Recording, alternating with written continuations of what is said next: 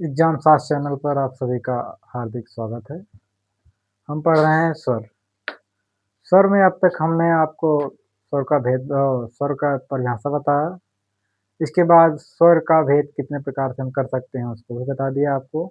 अब उसमें दो ऐसे वर्ड हैं जो अभी तक नहीं बताए हैं आपको। एक हमारा है अनुस्वार और दूसरा है विसर्ग। अनुस्वार और विसर्ग।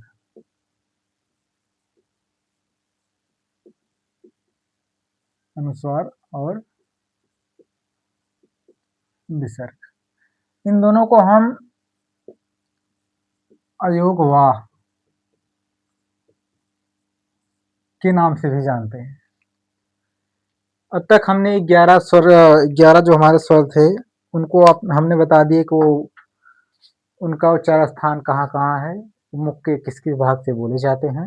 यही दो वर्ड हमारे बचे थे जो स्वर के 11 स्वर के बाद लिखे जाते हैं, जो हमारे ये जो हमारा ह्रस्व आ है इसी के साथ लिखे जाते हैं। हमने देखा होगा कि जब हम वर्णमाला में जब स्वर लिखते हैं, जब हम स्वर लिखते हैं अंत में देखते होंगे हम कहते हैं अंग, इसके बाद आह। यही हमारा अनुस्वार और विसर्ग जो हमारे ह्रस्व आ के साथ लिखे जाते हैं। आज हम इनके बारे में जानेंगे कि ये इनको अयोगवाह क्यों कहा जाता है। तो सबसे पहले हम ये जान लेते हैं कि ये जो हमारा अनुस्वार और विसर्ग है, ये तो ना तो स्वर है ना व्यंजन। अब स्वर क्यों नहीं है, व्यंजन क्यों नहीं, इसके बारे में आपको हम बताएंगे। तो सबसे पहले जान लेते हैं अनुस्वार और विसर्ग, जो कि हमारे ह्रस्व आ के साथ लिखे जाते हैं। जब ह्रस्व आ के साथ लिखते हैं तो हमारा ये इस रूप में, ये हमारा अनुस्वार इस रूप में आ जाता है इसके ऊपर, और विसर्ग जो है वो ह्रस्व आ के पीछे लग जाता है। ये हमारे ह्रस्व आ के साथ लिखे जाते हैं अनुस्वार और विसर्ग। इसके बाद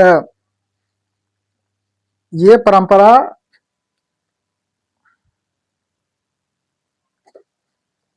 ये आप देखे होंगे हमेशा से ही ये ह्रस्व आ के साथ लिखे जाते हैं, लेकिन ये स्वर नहीं है। ये हमेशा आप जब भी वर्णमाला खोलेंगे स्वर देखेंगे तो 11 स्वर के बाद ये हमारा अंग, इसके बाद आह, ये हमारे ह्रस्व आ के बाद लिखे जाते हैं, लेकिन ये स्वर नहीं है। स्वर इसलिए नहीं है क्योंकि इनका जो उच्चारण है स्वतंत्र रूप से नहीं है। ये हमेशा स्वर के साथ हो रहे, स्वर की सहायता से बोले जाते हैं, लेकिन ये व्यंजन भी नहीं है।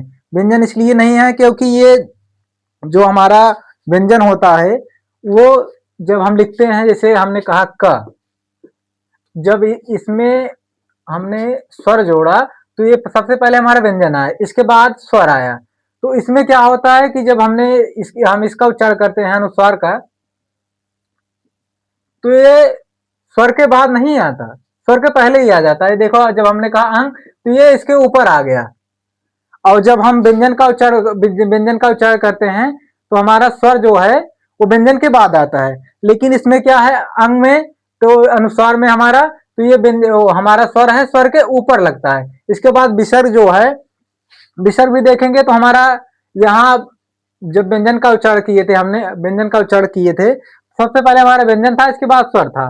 लेकिन इसमें क्या है कि इसमें हमारा पहले स्वर है, इसके बाद ये विसर्ग का जो चिन्ह है वो लगा हुआ है, इसलिए ये व्यंजन भी नहीं है। तो इसलिए ये व्यंजन भी नहीं है। तो जो हमारे हिंदी के व्याकरण है किशोरदास वाजपेयी जी, सबसे पहले उनका हम जो इसके बारे में बताए हैं उसको लिख लेते हैं, इसके बाद हम और आपको बेहतर तरीके से समझाएंगे।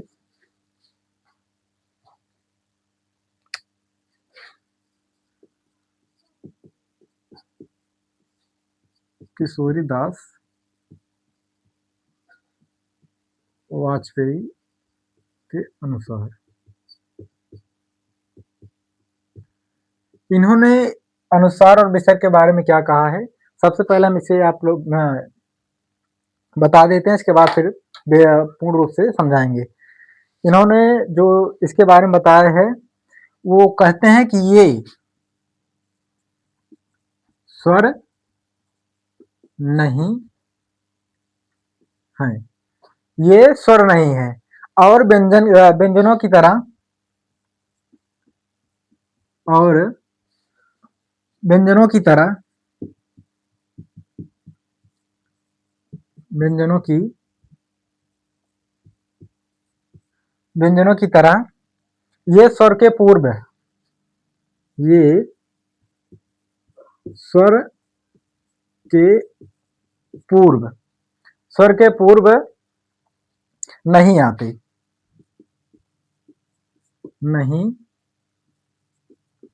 आते नहीं आते हैं, इसलिए व्यंजन नहीं है।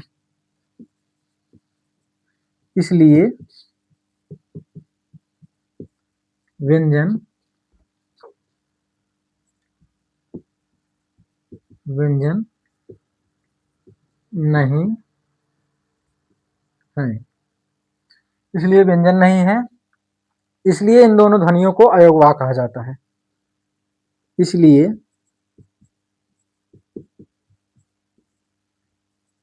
इन दोनों ध्वनियों को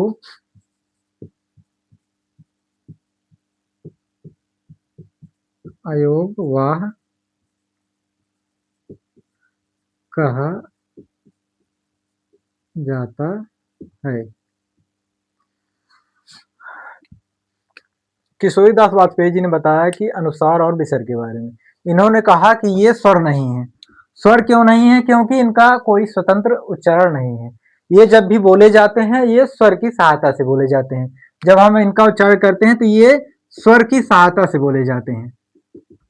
इसके बाद और व्यंजनों की तरह ये स्वर के पूर्व नहीं आते। जब हम व्यंजनों का उच्चारण करते हैं, हमने कहा क, तो सबसे पहले हमारा इसका साउंड सुनाई दिया क का। इसके बाद जो हमारा इसमें ऐड है स्वर अ, ह्रस्व अ, तो सबसे पहले हमने व्यंजन लिखा जाता है, इसके बाद स्वर लिखा जाता है।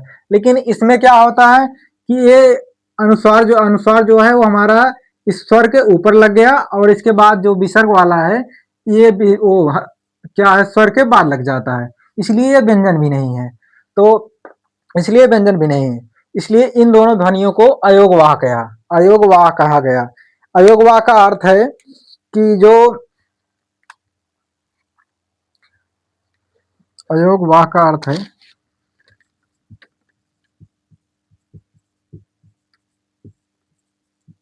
का अर्थ है अयोगवाह का अर्थ है योग ना होने पर भी साथ रहे।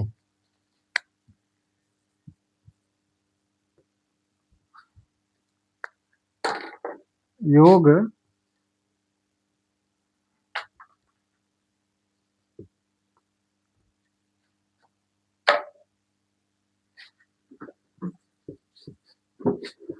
योग न होने पर भी साथ रहे।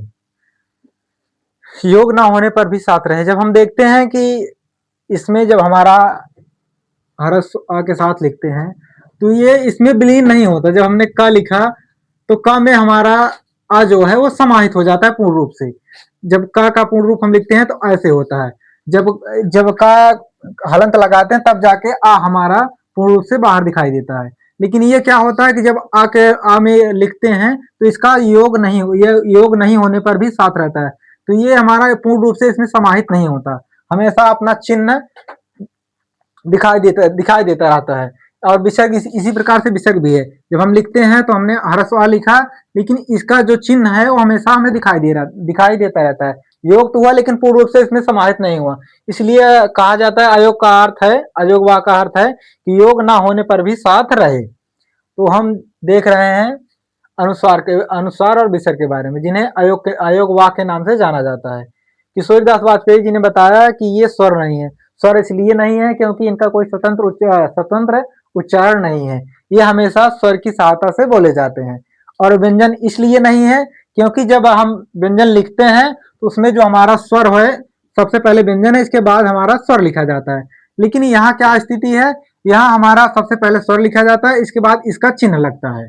ये हमारा विसर्ग का चिन्ह स्वर के बाद लगता है, इसलिए ये व्यंजन व्यंजन नहीं है। ये ना तो स्वर है ना तो व्यंजन, इसलिए इन्हें अयोगवाह कहा गया।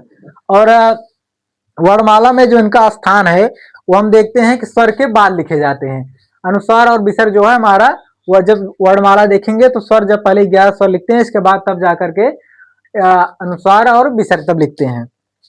तो अगर यह आपको समझ में आए तो लाइक शेयर सब्सक्राइब अवश्य करें।